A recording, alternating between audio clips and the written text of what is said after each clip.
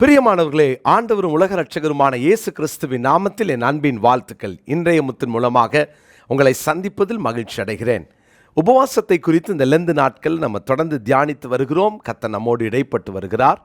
இந்த நாளிலும் கூட யோவேலினுடைய தீர்க்க தரிசன புஸ்தகம் 2ஆம் அதிகாரத்தின் 12ஆம் வசனம் முதற்கொண்டு 15வது வசனம் வரைக்கும் யோவேலினுடைய இந்த புஸ்தகத்தில் வருகிற 2வது உபவாசம்.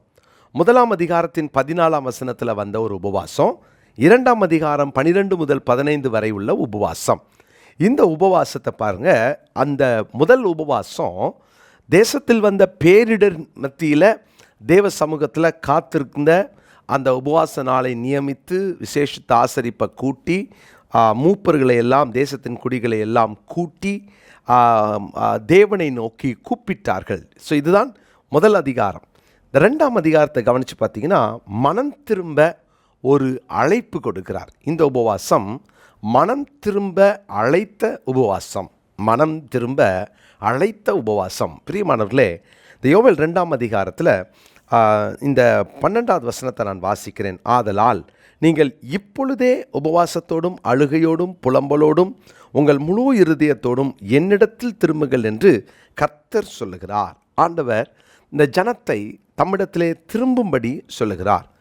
அப்போது இங்கு பார்க்கிறோம், மிக முக்கியமான ஒரு காரியம் என்னென்னா, நீங்கள் உங்கள் வஸ்திரங்களை அல்ல உங்கள் இருதயங்களை கிழித்து உங்கள் தேவனாகிய கர்த்தரிடத்தில் திரும்புங்கள்.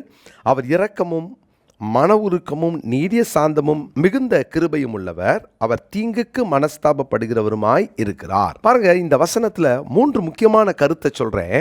தேவனுடைய எதிர்பார்ப்பை நான் சொல்கிறேன். ஒன்று, இந்த 2ஆம் அதிகாரம் 12ஆம் வசனத்தில் ஆதலால் நீங்கள் இப்பொழுதே என்று வாசிக்கிறோம். அப்படின்னா உடனடியாய் திரும்பு. ஆண்டவர் சொல்கிறார், உடனடியாய் திரும்பு. எனக்கு ஒரு நாளை நியமித்து ஒரு மாதத்தை நியமித்து சில ஃபாஸ்டிங்லாம் நீங்கள் பார்த்தீங்கன்னா வரப்போகிற அந்த சின்ன சிறிய தீர்க்க தரிசன புஸ்தகங்களில் சில மாதங்களை வைத்து நாட்களை வைத்து ஃபாஸ்டிங் இருப்பாங்க. ஆனால் இங்கே தேவன் மனம் திரும்ப அழைக்கும் பொழுது உடனடியாய் இப்பொழுதே என்று சொல்லுகிறார். 2வது பார்த்தீங்கன்னா அவர் என்னிடம் திரும்புங்கள் அப்படின்னு சொல்கிறார். பார்த்தீங்களா? அப்படின்னா உன்னதரிடம் திரும்பு, உடனடியாய் திரும்பு. 2வது உன்னதரிடம் திரும்பு. நம்ம ஆண்டவர்கிட்ட திரும்பணும். ஆண்டவர் நிறைய நேரம் என்கிட்ட வா அப்படின்னா நம்ம ஆண்டவரை விட்டு எங்கேயோ போகிறோம். நீங்கள் ஆண்டவரிடம் திரும்புங்கள், உன்னதரிடம் திரும்புங்கள். 3வதாக பார்த்தீங்கன்னா அங்கே வஸ்திரங்களை அல்ல இருதயங்களை கிழித்து. அப்படின்னா என்ன அர்த்தம் தெரியுமா? உண்மையாய் திரும்பு. இன்றைக்கி சில நேரம் ரெட்டை உடுத்தி சாம்பலில் உட்கார்ந்து சிலவங்களாம் சாம்பலை நெற்றியில் கூட பூசிக்கொள்ளுகிறவர்கள் இருக்கிறாங்க இந்த லெந்து காலங்களில். வேதம் அப்படி சொல்லலை. அது ஃபாஸ்டிங் அப்படின்றதுக்கு அடையாளமாய் சாம்பல் பூசுவதாய் சொன்னாலும் இது சில நேரங்களில் நமக்கு தவறான சில காரியங்களுக்குள் நம்மை வழிநடத்திவிடும். அதனால் ஆண்டவர் சொல்கிறாரு, இந்த வெளிப்பிரகாரமாக எடுக்கிற ஃபாஸ்டிங் அல்ல, வெளிப்பிரகாரமாக எடுக்கக்கூடிய இந்த உபவாசத்தில் ஒரு நாளும் நம்ம பிரியப்பட்டு நம்ம ஊருக்கு நான் ஃபாஸ்டிங் இருக்கிறதா காமிக்கணுன்றது அவசியம் இல்லை. தேவனுடைய எதிர்பார்ப்பு என்ன தெரியுமா? உண்மையாய் திரும்பு, உண்மையாய் திரும்பு.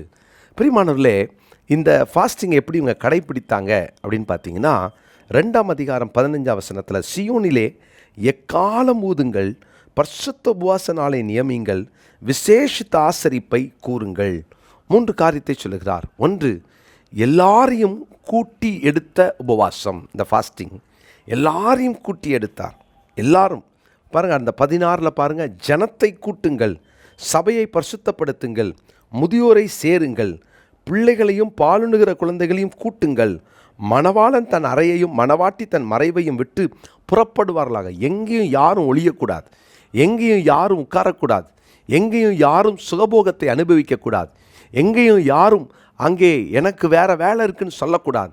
ஏன்னா இது சீரியஸான மேட்டர், இது மிக முக்கியமான காரியம். இந்த காரியத்தில் அவர் ஆண்டவர் என்ன எதிர்பார்க்குறாரு? இந்த ஜனங்க எப்படி அந்த ஃபாஸ்டிங் இருக்கிறாங்களா? எல்லாரையும் கூட்டி எடுத்த உபவாசம். இது பாலுண்ணுகிற குழந்தையை கூட அங்கே சேர்க்க சொல்லுகிறார். பிரியமானவர்களே, எல்லாரையும் கூட்டி எடுக்கிற உபவாசம் எத்தனை பெரிய மேன்மையான அனுபவங்களை கொடுக்கும் தெரியுமா? 2வது பாருங்களேன், இந்த ஃபாஸ்டிங்கில் இன்னொன்றை கற்றுக்கொள்ளலாம். 2ஆம் அதிகாரம் 17ஆம் வசனம், கர்த்தரின் பணிவிடைக்காரராகிய ஆசாரியர்கள் மண்டபத்துக்கும் பலிபீடத்துக்கும் நடுவே அழுது, கர்த்தாவே, நீர் உமது ஜனத்தை தப்பவிட்டு புறஜாதிகள் அவர்களை பழிக்கும் நிந்தைக்கும் உமது சுதந்திரத்தை ஒப்புக்கொடாதிரும். உங்கள் தேவன் எங்கே என்று புறஜாதிகளுக்குள்ளே சொல்லப்படுவானேன் என்பார்கள். இங்கு ஆசாரியனுக்கு பொறுப்பை தருகிறார். எல்லாரையும் கூட்டி எடுத்த உபவாசம். இரண்டாவது, ஆசாரியர்களுக்கு ஒரு பொறுப்பை தருகிறார். என்ன பொறுப்பு? பலிபீடத்துக்கும் மண்டபத்துக்கும் நடுவே அழுகிறார்கள். ஜனங்களுக்கும் தேவனுக்கும் நடுவாய் நிற்க வேண்டிய பொறுப்பு இந்த ஆசாரியனுக்கு உண்டு. பழைய ஏற்பாட்டில் லேவி கோத்திரத்தில் தான் இந்த ஆசாரிய அந்த ஊழியத்தை செய்வதற்கு தேவன் தேர்ந்தெடுத்தார். ஆனால் இன்றைக்கு இயேசுவை ஏற்றுக்கொண்ட அத்தனை பேருக்கும் இந்த ஆசாரியத்துவத்தை கொடுக்கிறார். நீங்களும் நானும் ஆசாரியர்கள். மறந்துடாதீங்க, இந்த ஆசாரிய ஊழியத்தை செய்வதற்கு தேவன் நம்மை அழைத்திருக்கிறார். நம்முடைய பொறுப்பு என்ன தெரியுமா? எல்லாரையும் உபவாசத்திற்காக அழைப்பது மாத்திரமல்ல, தேவனுக்கும் மனிதர்களுக்கும் நடுவாய் நின்று இவர்களுக்காக பரிந்து பேசுவது.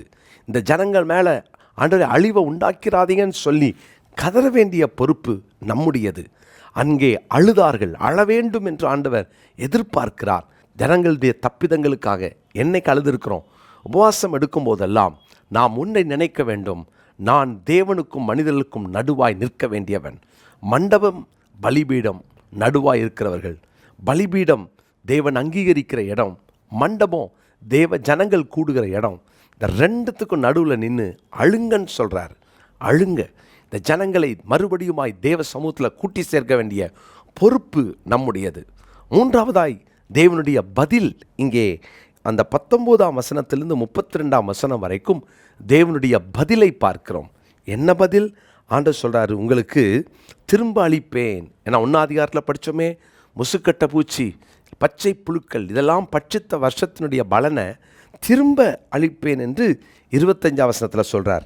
26ஆம் வசனத்தில் பாருங்கள், நீங்கள் வெட்கப்பட மாட்டீங்கன்னு சொல்கிறார். 22ஆம் வசனத்தில் பாருங்கள், பலன் கொடுப்பேன் என்று சொல்லுகிறார். அப்படின்னா தேவன் அந்த ஜபத்திற்கு பதில் கொடுக்கிற தேவனாக இருக்கிறார். ஜனத்தை கூட்டி சேர்த்து எல்லாரையும் ஃபாஸ்டிங் இருக்க வைத்து ஆசாரிகள் தங்கள் பொறுப்பை நிறைவேற்றி அப்படி அந்த உபவாசத்தை நாம் எடுப்போம் என்றால் தேவனும் அவர் பங்குக்கு ஆண்டவர் தம்முடைய நன்மைகளையும் ஆசீர்வாதங்களையும் கட்டளையிடுவார். இந்த நாளினுடைய இந்த மெமரி வர்ஸ் சேலஞ்சில் யோவேல் தீர்க்கதரிசன புஸ்தகம் 2ஆம் அதிகாரம் 25ஆம் வசனம். யோவேல் 2:25. நான் உங்களிடத்தில் அனுப்பின என் பெரிய சேனையாகிய வெட்டுக்கிளிகளும் பச்சை கிளிகளும் முசுக்கட்டை பூச்சிகளும் பச்சை புழுக்களும் பட்சித்த வருஷங்களின் விளைவை உங்களுக்கு திரும்ப அளிப்பேன். இந்த வசனத்தை மனப்பாடம் பண்ணிக்கொள்வோம். இந்த வசனத்தின்படியே தேவன் உங்கள் வாழ்க்கையிலே அவருடைய கோபத்தில் எதையெல்லாம் அங்கே அவர் தண்டனையாய் அனுப்பினாரோ அதையெல்லாம் மாற்றி கர்த்தர் இன்றைக்கு மறுபடியும் அந்த பட்சத்து போட்ட வருஷத்தின் பலனை திரும்ப உங்களுக்கு தருவார். ஜெபிக்கலாமா? நல்ல தகப்பனே, எங்கள் உபவாச நாட்களிலே நாங்கள் உண்மையாய் உம்மிடம் திரும்ப, உன்னதரிடம் திரும்ப, ஆண்டவரே நாங்கள் உடனடியாக திரும்ப எங்களை ஒப்பு கொடுக்கிறோம், விட்டு கொடுக்கிறோம். இந்த நாளிலே இந்த வார்த்தையை கேட்ட முடிய பிள்ளைகளும் உபவாசத்தோடு உடைய சமூகத்திற்கு திரும்பி வர ஆண்டவர் கிருபை பாராட்டும், உதவி செய்யும். இயேசுவின் நாமத்தில் ஜெபிக்கிறோம் நல்ல பிதாவே, ஆமென்.